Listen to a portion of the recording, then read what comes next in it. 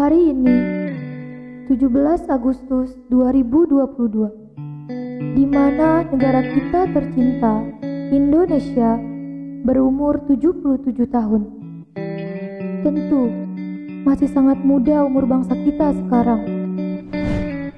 1945 berawal dari para pemuda dan pejuang bangsa yang berjuang demi kemerdekaan negara kita tercinta, termasuk para santri yang juga berjihad untuk negara ini. Peristiwa yang disebut Resolusi Jihad 22 Oktober 1945, 2 bulan setelah kemerdekaan.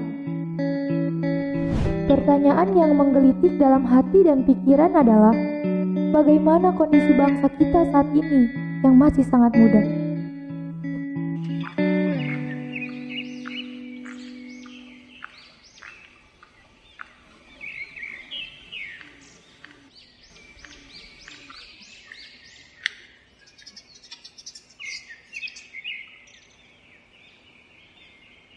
Put, kamu kenapa? Aku lihat galau gitu.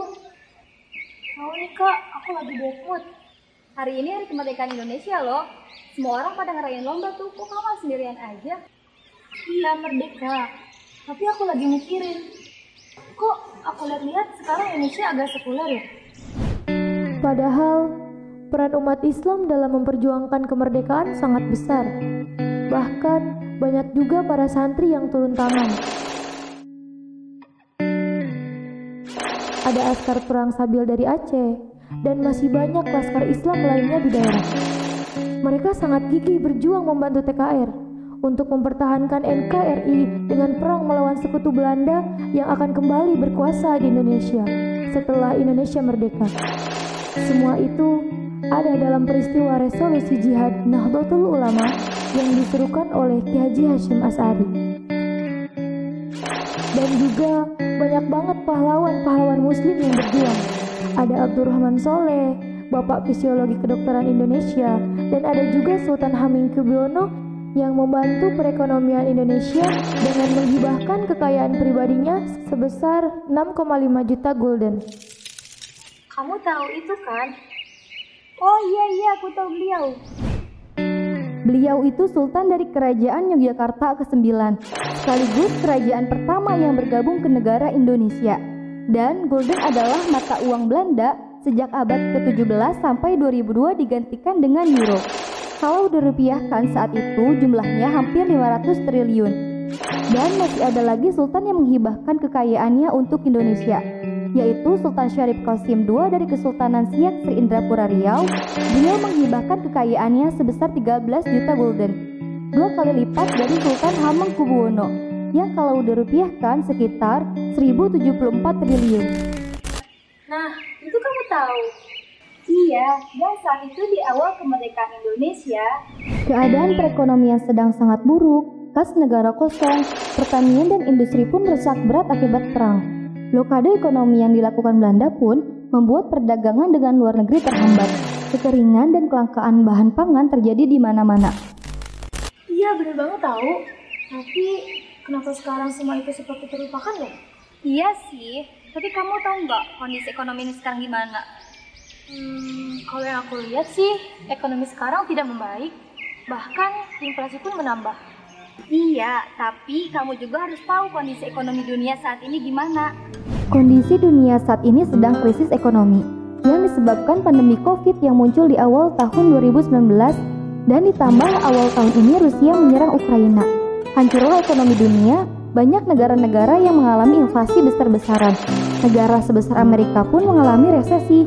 Inflasi mencapai 9,1% dan di nomor 2 yang mengalami inflasi terbesar adalah Turki yang mengalami inflasi 78,62%. Dan di Asia ada Sri Lanka yang dinyatakan bangkrut, sampai-sampai presidennya kabur dan mengundurkan diri. Lalu negara kita gimana nasibnya? Sedangkan negara kita, Indonesia hanya mengalami inflasi 4,35%. Ada di nomor 8 daftar negara dengan inflasi terendah. Bahkan, The Global Economic Shift menyatakan prospek Indonesia di tahun 2036 ekonomi akan terus bertumbuh sampai di ranking ke-8 daftar negara ekonomi bertumbuh di dunia, dihitung dari jumlah GDP dan PDB Indonesia saat ini. Terus apa yang harus kita lakukan sekarang? Kita ambil pelajaran dari Sri Lanka. Kenapa negara itu bisa bangkrut? Ekonomi Sri Lanka terhambat karena sering terjadinya perang saudara, berlakunya kasta tertinggi dan terendah, basis agama, dan pemerintahannya yang suka cari muka. Hanya fokus ke bansos dan subsidi sampai lupa dengan pertumbuhan ekonomi. Nah, yang harus kita lakukan adalah berkontribusi dalam membangun dan meningkatkan ekonomi Indonesia. Kita harus lebih produktif, kita harus bisa menciptakan sebuah produk, kalau bisa sampai ekspor ke luar negeri. Dan kita juga harus mencintai produk lokal, bantu para UMKM dan kurangi membeli produk impor. Kita juga harus jaga satu kesatuan Indonesia. Oh iya, benar juga sih apa yang kamu bilang. Wait. Kenapa kita gak turun tangan aja? Padahal kan Indonesia sedang berpotensi untuk maju. Nah, gimana kalau sekarang kita berkontribusi untuk Indonesia? Seperti para sultan yang menghibahkan hartanya untuk kepentingan rakyat dan para pejuang yang berjihad untuk kemerdekaan. Wah, ide bagus tuh. Ayo.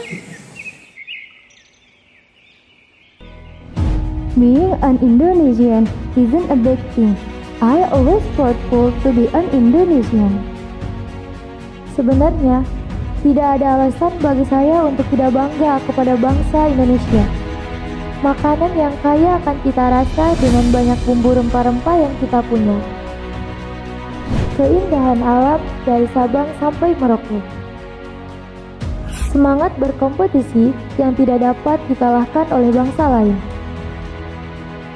Prestasi anak muda bangsa yang membanggakan dan semangat kesatuan yang tak pernah padam. Indonesia memiliki banyak kebudayaan yang bisa kita lestarikan. Indonesia is not a poor country. Indonesia is a rich country. We just need to contribute to build this country. Mayoritas anak muda sekarang berpikir kalau negara ini sepenuhnya urusan pemerintah. Padahal kita juga hidup di negara ini. Lalu, kenapa kita tidak mau turun tangan? Padahal itu bagian dalam tanggung jawab kita sebagai warga negara Indonesia. Penting bagi kita untuk terus menggali potensi diri, untuk berkontribusi dalam membangun bangsa. We can do anything, I mean anything, to make our beloved country better. Dirgahayu Indonesiaku, sekarang saatnya.